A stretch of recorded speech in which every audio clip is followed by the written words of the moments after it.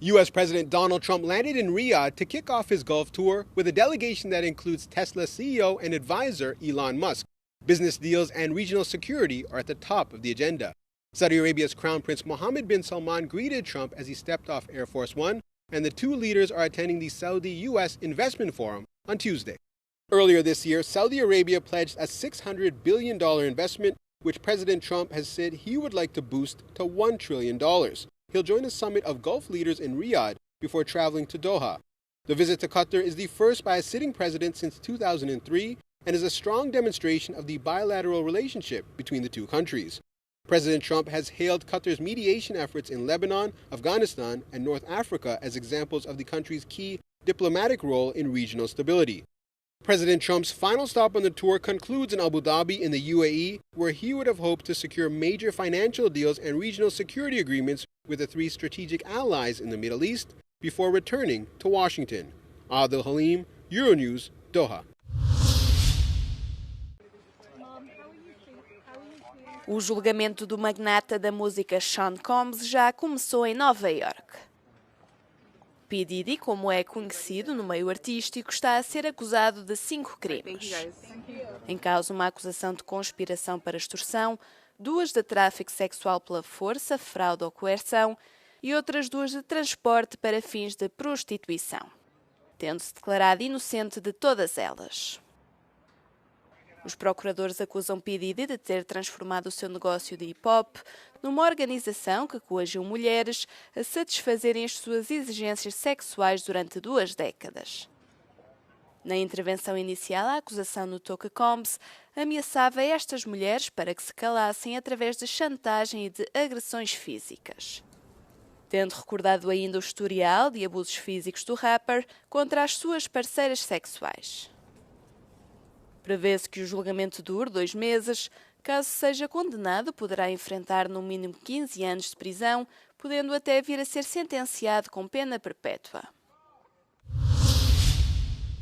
O presidente do Eurogrupo, Pascal Donohoe, congratulou o facto de os Estados Unidos e a China terem concordado em reduzir drasticamente as taxas alfandegárias durante 90 dias. Numa entrevista exclusiva à Euronews, considerou que se trata de um desenvolvimento promissor para as relações entre a União Europeia e os Estados Unidos. It's extremely encouraging. It is also a reminder of the volatility of the era that we are in, but amidst that volatility, China and the US clearly recognizing the value of trade and how that particular trade relationship can have such a significant effect on the performance of their own economies. And I see that as being a positive signal, but it's also very obvious there's a whole lot of work that now has to flow from that, particularly then in terms of the engagement that the EU has with the US. No que diz respeito às negociações em curso entre o Bloco e os norte-americanos sobre os direitos aduaneiros, o ministro das Finanças irlandês aprova a abordagem gradual da Comissão Europeia, que procura construir um consenso e opõe-se claramente à ideia de a União Europeia visar os serviços digitais. Ireland and I have long-standing concerns regarding the role and use of digital services taxes. And my sense is that in the debate that is now taking place at the moment, it is understood as an option, but it's also understood as an option that could have very significant consequences. Donohoe também acredita no desenvolvimento da dimensão digital do mercado único europeu. Poderá ouvir a entrevista completa no Europe Conversation desta quinta-feira.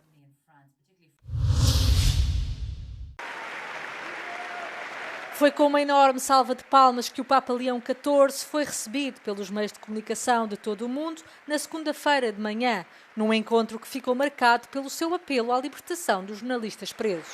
O Papa começou por agradecer o trabalho destes profissionais nas últimas semanas e destacou a importância da comunicação ao serviço da verdade. Permettetemi allora di ribadire oggi la solidarietà della Chiesa ai giornalisti incarcerati per aver cercato a raccontare la verità.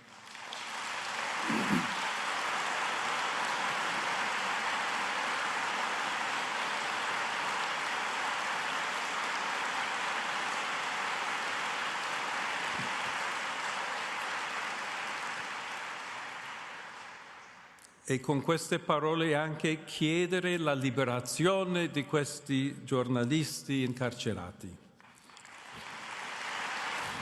O Papa renovou depois o apelo feito pelo Papa Francisco de se adotar uma comunicação livre de qualquer preconceito, fanatismo ou ódio. Viviamo tempi difficili da percorrere e da raccontare, che rappresentano una sfida per tutti noi e che non dobbiamo fuggire. Al contrario, essi chiedono a ciascuno, nei nostri diversi ruoli e servizi, di non cedere mai alla mediocrità. La Chiesa deve accettare la sfida del tempo e allo stesso modo non possono esistere una comunicazione, un giornalismo fuori dal tempo e dalla storia. Depois do seu discurso, o Papa Leão XIV falou brevemente com os representantes dos meios de comunicação social e quem ouviu diz que até trocou algumas piadas. Os deputados franceses reabriram o debate sobre a eutanásia, uma das questões mais polémicas do país. Começaram a ser analisados 2 projetos de lei, um para reforçar os cuidados paliativos, o outro para legalizar a morte assistida de adultos com doenças incuráveis, avançadas ou terminais. Na segunda proposta está em causa o acesso a uma substância letal em condições rigorosas, ou seja, o paciente deve ser capaz de expressar de forma clara um desejo informado de pôr termo à vida. Que veut dire vivre quand vivre n'est plus que souffrir sans espoir de guérison? Cette question, nous ne devons pas l'occulter. Au contraire, nous devons l'aborder avec respect et humilité. Le respect d'écouter les malades et de ne pas s'arroger le pouvoir de décider por eux-mêmes. O projeto de lei sobre a eutanásia é apoiado pelos deputados pró-Macron e por grande parte da esquerda, mas enfrenta uma forte resistência da direita que coloca o foco nos cuidados paliativos. Aucun pays n'est allé aussi loin, à la fois dans l'ouverture, le caractère expéditif, la faiblesse du contrôle, la pression que cela mettra sur les plus vulnérables. Ce qu'il fallait aux soignants et aux malades, c'était du temps pour soigner, soulager, accompagner. A oposição ao projeto de lei também se fez ouvir fora do Parlamento. Centenas juntaram-se para pedir que os mais vulneráveis sejam apoiados. Acusaram o governo de ignorar a crise dos cuidados paliativos em França. C'est ce que nous avons voulu manifester, le scandale au fond qu'il y a à prétendre légaliser suicide assisté et euthanasie alors même que notre système de santé est si fragilisé, le risque étant que des personnes se tournent vers ces solutions de mort par défaut de soins appropriés. J'ai eu une tante qui avait de réelles souffrances psychologiques. Du coup, elle n'arrivait plus à vivre toute seule, elle est allée dans l'EHPAD et il n'y avait personne. Le médecin généraliste venait une fois tous les 2 mois et il n'y avait personne pour soulager ses souffrances psychologiques. Du coup, elle a tenté de se suicider. Je ne veux pas d'une société où on abandonne ces personnes. Je voudrais vraiment que qu'un psychiatre puisse l'aider à sortir de son mal-être. A votação está prevista para o final de maio. Não foi imposta disciplina de voto, o que significa que contarão as convicções de cada deputado. Hi, I'm Stefan Grobe. I want to talk to you about Donald Trump's trade war with Europe. Yes, again. You know that the European Union is scrambling to find something, anything, to throw at him in future negotiations.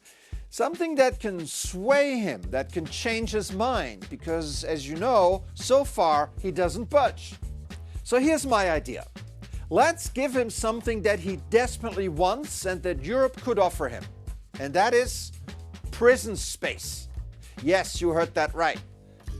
Remember that mega prison in El Salvador where he deported hundreds of undocumented migrants? Now that prison is becoming too small for Trump's vision because he wants to incarcerate US criminals there as well. Really, really bad people, as he told the Salvadorian president. So, domestic criminals in foreign jails, is that even legally possible? Well, we're looking into that, Trump said. Apparently, that legal research hasn't brought any clear answer yet because Trump was then looking at rebuilding Alcatraz. Remember Alcatraz? Burt Lancaster? Clint Eastwood? Yes, that famous prison island in San Francisco Bay. In other words, he needs more prison space, and here's where the EU comes in.